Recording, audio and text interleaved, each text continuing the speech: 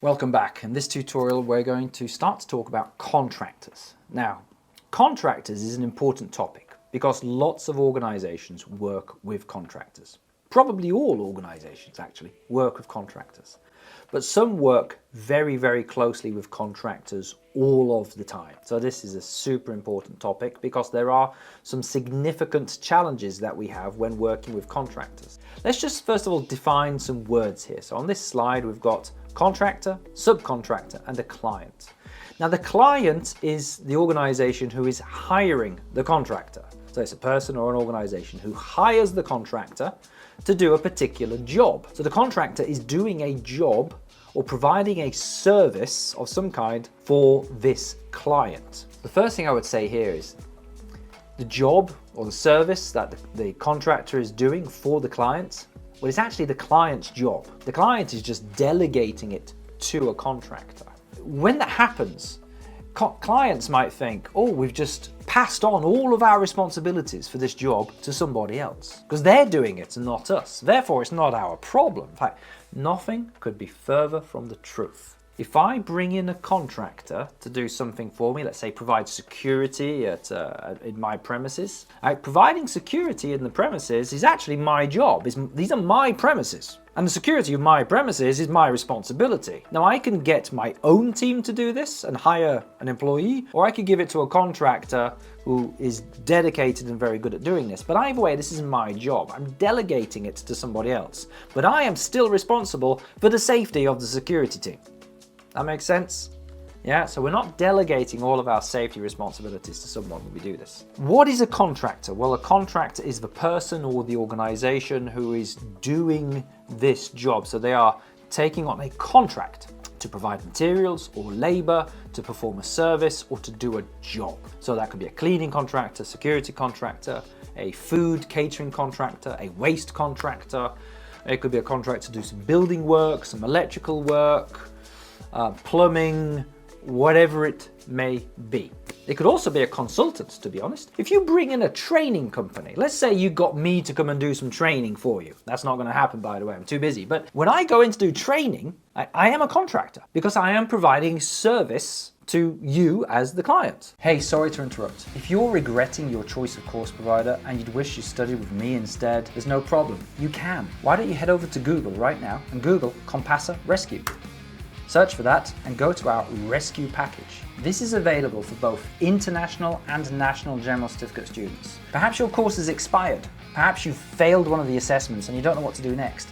Perhaps you're just not happy with the level of teaching or support you're getting from your course provider. In that case, come check out the rescue package and click on Apply Now. We will offer you a very, very special discount so that you can get access to our full general certificate course with all of my tutor support, all of our mock exam support, NG2, IG2 project support, all of our video tutorials, study books, PDF guides. You will get everything that we offer to our own students. And then you will have a chance of joining us with some of the highest pass rates in the NEBOSH e-learning industry. Let's get back to the advice. Now, what about subcontractors? Well, a subcontractor is when me as a contractor gives the job to another contractor. So we've got a bit of a chain here, and every stage of the chain, people take some of the money. You might have a house builder, so like they've bought some land and they want to build houses. They will hire a building company to build the houses. So there's an owner of the land, they want to build houses. Underneath that, they hire a contractor to build the houses. And then that building contractor may subcontract out certain specific parts of the job. So they may subcontract out the digging of the foundations, the laying of the bricks. They might contract out the building of scaffolding. So we need scaffolding to build a house. Well, we'll give that to a proper scaffolding company. It's going to need electrical work. We'll give that to an electrical subcontractor. Now we get even more of a problem when the subcontractor subcontracts it out again, and maybe again, and maybe again, and maybe again. At every level, someone's trying to make a profit here. So the owner of the land is trying to build houses cheaply so they can sell them and make a profit. They give the contract to the building company. The building company is trying to make a profit on this contract, so they pay the subcontractors a bit less, and so on. So this can create some issues. Now, it's important to note that contractors, as a general rule, do not work under the client's direct supervision or the client's direct control. A contractor is not an employee. So we want to try to avoid telling contractors exactly how to do their job. Because if we start to tell them exactly how to do their job, they're not a contractor anymore, they're an employee, and then we are 100% responsible for the safety of that contractor. Because we've told them everything that they have to do and how to do it. But usually there's a little bit of distance. It's like, okay, here's a job. The client has to make sure that they're going to do the job safely, but they are not going to control them to the same extent that we control an employee. They are supposed to be an expert at what they do. So we will check that they are experts, and we will check that we're happy with what they're doing, but we're not going to be stood there watching them throughout the entire process. Here are some of the challenges of contractors, and this is really what I want to get into with this before we talk about how we select and manage the contractors. But the challenges are this. First of all, a contractor is very often unfamiliar with the client's site and the client's processes. So a contractor might only come in for one job, and this might be the first time they're working for this particular client. And so each client has its own rules, its own procedures, has a different work location, things work a bit differently. And so contractors might accidentally break health and safety rules if they're not aware of those rules. The client, for example, might have a particular type of permit to work process. It's a procedure that is a little bit different from the permit to work process at the last site. And so they might be unfamiliar with how that works. And as a result, maybe they do a job without getting the correct permit to work. You'll also have different health and safety cultures between organizations. So you might have an organization who is very, very pro-safety, who then hires a contractor who is not that pro-safety. You get the cowboy contractors, the people who are just rogues or anti-safety, or just do things very, very cheaply. And that can create a bit of a clash. Or you might have the opposite. We might have a client who doesn't take safety seriously at all. They hire in a big contractor to do a job for them, and the big contractor's like, we can't work on your site. Your site is not safe. There's a church where they had a crypt. So they got a crypt underneath the church, and you have to go down some very, very narrow steps to get into the crypt. And these steps are like 1,000 years old. The steps are covered in moss and plants and debris. You can get down there, but very carefully. And there's no handrail. There's no handrail, and if you slip on the moss, you would hurt yourself quite badly. Anyway, the boiler was down in the crypt. And the boiler engineer, I'm told, got there, looked at the steps, put one foot on the steps and felt it was slippery. There's no handrail to hold on to. Got to carry equipment and tools and parts, and the engineer just said, sorry, I'm not allowed to go down there. Like, my health and safety rules prohibit me. This is so high risk, it prohibits me from going down there. And that particular church had to install a handrail on those steps, and also had to clean all the moss and the slime off the steps before the gas engineer could go down there. So we have these different kind of cultures and different standards that can be a clash. One of the other challenges with contractors is that we often bring contractors in, often, not always, we often bring them in to do higher risk jobs, more technical, complicated jobs like electrics, building, repairs, demolitions, that kind of thing. And so that creates its own challenges where you're giving another company where there's less control, less trust maybe, you're giving them a higher risk job which could go badly wrong. So that's a reason to properly select that contractor, get a really good one, and then to manage and control them properly. One of the other issues is the variability of the workforce. So variability, what I mean is that you are not hiring individual contractors. You're normally hiring a company, and then who turns up to do the work, you might not know. And you might get different people doing the work every single day. You don't know who's gonna come. And in some contracting jobs, you get different characters every day. If you're hiring a security company, you might get a different security team every single day. If it's cleaning, different cleaners every day. If it's a laboring or a building company, you might get different laborers every single day. These are very kind of junior, low-skilled jobs, and the turnover in those jobs is very high. And so people quit and people start very, very regularly. And so people struggle to get experienced. You might find yourself having to train and train and train. Lots of induction training. Oh, we got a new contractor today. More induction training. This is how things work on our site. So people lack the training, they lack the experience, they lack that familiarity. And then because of all of these issues, and also because of some of the cultural differences, there may be a tendency for contractors to cut corners and take safety risks. Ultimately, contractors are trying to get a job done and they're trying to make a profit. So they want to get that job done well, but also to get it done quickly. And if the profit margin is small, they're going to try to get that job done quickly. And it's so quick that they might make a few mistakes on the way, or they might use equipment which isn't well maintained, or it's low quality, or something like that, because they're not willing to spend the money because the profit margin is so small. This is why that you as a client still have some responsibility for the safety of the contractor, because you get to choose how much you're going to pay the contractor. If your budget is super small, super low, you're going to get lots of very low quality contractors who do bad jobs and do things unsafely because they are struggling to make money on the money that you are offering. But if you offer a higher budget, you've got a better chance of getting a good contractor who spends more money doing better jobs and doing higher quality work. Often we like to give you a case study. So again, read the case study, scroll to the bottom if you have to. Please select what challenges are being created by the use of these contractors. So you've got a high turnover of these contractors, you're getting unexperienced and qualified people to do the work, that's affecting the quality, and also the client is imposing some tight deadlines, which then creates a further problem of the rushing to get the work done, the cutting the corners. Right, let's talk about the duties that clients and contractors owe towards each other. This is quite a complex slide here, but notice on the left we have clients, on the right hand side we have contractors, and we've got some arrows. So notice that clients and contractors, they arrow points in both directions. They owe duties to ensure each other's safety. So the client owes a duty to the contractor that our activities must not endanger the contractor. We must ensure the contractor's safety from our activities. And vice versa, the contractor owes the same duty back to the client. The contractor is also responsible for making sure none of the client's employees are injured or harmed by the contractor's activities. To achieve this, they must cooperate and collaborate on matters of health and safety. We studied that previously.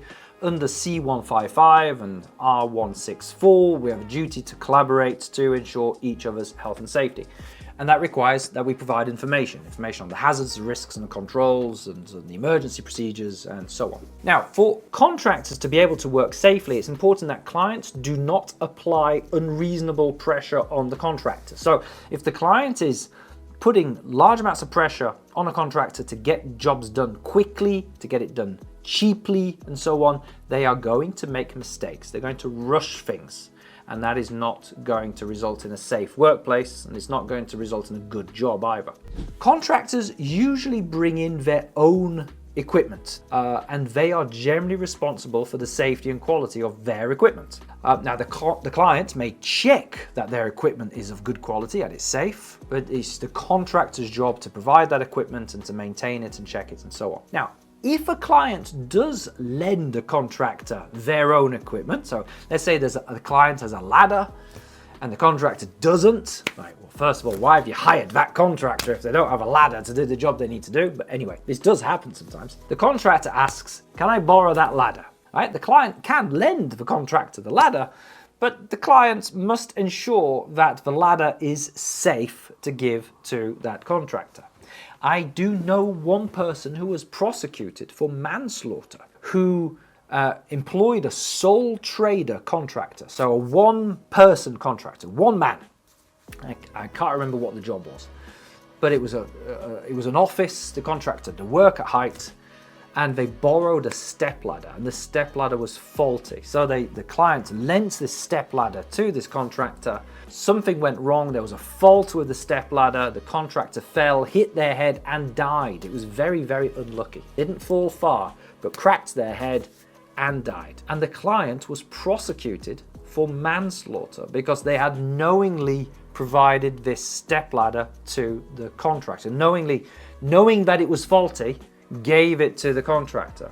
Just be careful, it's that bit's a bit loose there, but you should be fine. Anyway, so we should avoid lending things to contractors if possible, because if we do and it's faulty, then it's the client's responsibility. One of the main duties of clients in all of this is that we have to select a competent contractor to do this job. And so they have to go through a selection process. We have to check a variety of things, which we'll talk about in a future tutorial. We're going to check quite a few things and make sure that they are competent to do this particular type of work. Are they to be trusted with this type of work? And we then have to check that their methods are safe. So we ask them, how are you going to do the job? You know, what tools, what equipment, what's your process? Are we confident that this is a safe way of doing the job? And then we should monitor them a bit to make sure that they are doing the job the way they said it should be done. More about that in the next section.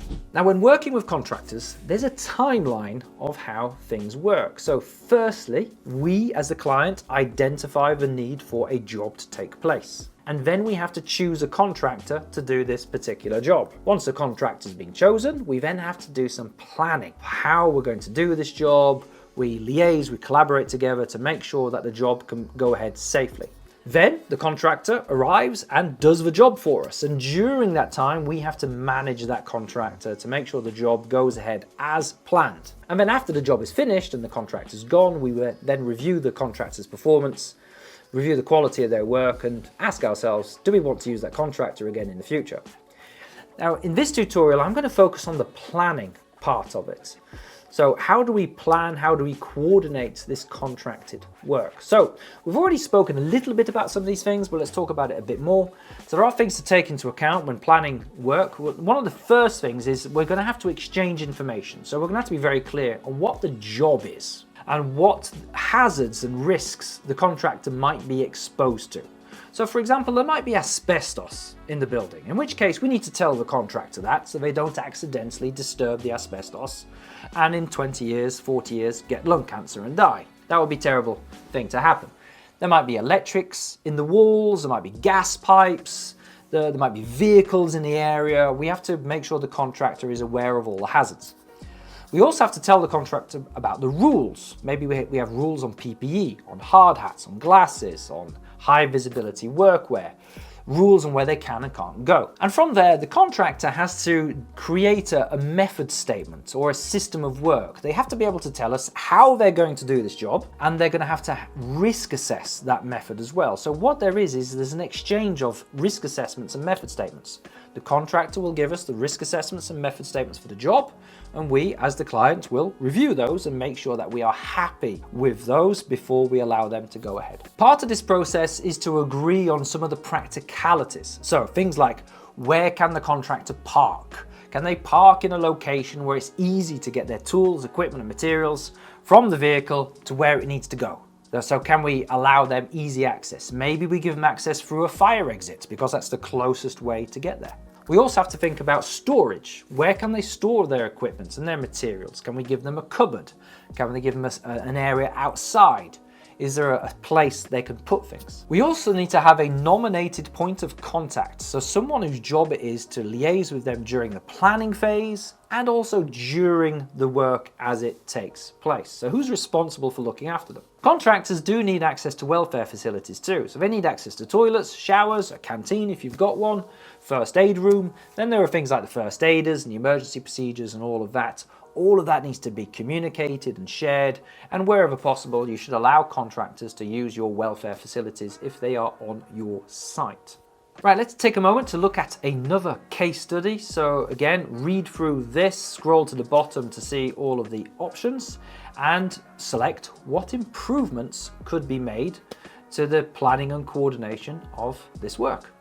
So what we saw in this case was that they could have had a pre-start meeting or some pre-job communication of some kind. So during the planning phase, you'd normally expect a number of meetings to take place. So at least one where the contractor visits, looks at the job and discusses what's needed and discusses all of the arrangements. So there's going to be at least one meeting, isn't there? And we had that in the scenario where they finally managed to speak to someone. So what does that mean? They finally managed to speak to someone. It means that there was a lack of a meeting before they started. They were not able to speak with someone before the job started. Time had passed. There was also the issue of storage space which hadn't been provided. So the improvement is to provide the storage space. They needed a nominated point of contact. There was a lot of confusion as to who was in charge of of liaising with them. But there were two things which are not in the scenario. So they had exchanged information on hazards and risks already through the exchange of risk assessments at the beginning. And there's nothing mentioned in the case study about facilities like the canteen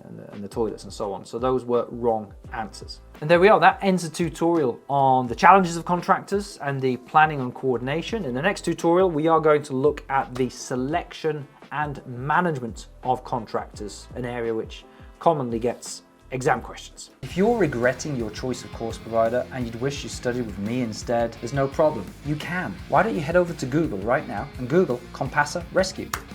Search for that and go to our rescue package. This is available for both international and national general certificate students. Perhaps your course is expired. Perhaps you've failed one of the assessments and you don't know what to do next. Perhaps you're just not happy with the level of teaching or support you're getting from your course provider. In that case, come check out the rescue package and click on Apply Now. We will offer you a very, very special discount so that you can get access to our full general certificate course with all of my tutor support, all of our mock exam support, NG2, IG2 project support, all of our video tutorials, study books, PDF guides. You will get everything that we offer to our own students. And then you will have a chance of joining us with some of the highest pass rates in the NEBOSH e-learning industry.